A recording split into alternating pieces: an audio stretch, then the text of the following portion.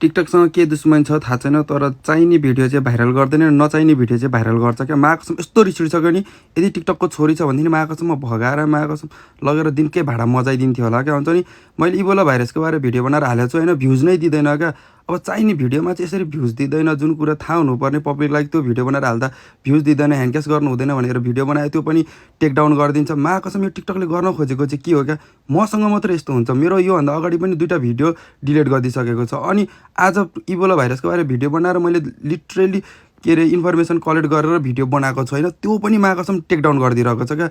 यो भिडियोलाई चाहिँ यदि सेयर गरिदिनुको। अनि इबोला भाइरसको बारे जान्न मन छ भनेदेखि चाहिँ मेरो लेटेस्ट भिडियो गएर हेर्न सक्नुहुन्छ, योभन्दा पछाडिको भिडियो। त्यसमा मैले सबै भनिदिएको छु, त्यही भएर तपाईँहरू पनि केयरफुल हुनुपर्ने हुन्छ।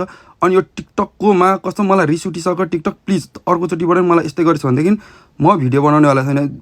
कसम चाहिने नचाहिने केटीहरूले यता र चाक र उता देखाउँदाखेरि चाहिँ भाइरल गराइदिन्छ। अनि यस्तो इन्फर्मेटिभ भिडियो बनाएर जो सबै पब्लिकलाई चाहिने भिडियो बनाउँदाखेरि चाहिँ भाइरलै गर्दैन क्या। कसम रिस उठिसक्यो टिकटक मलाई।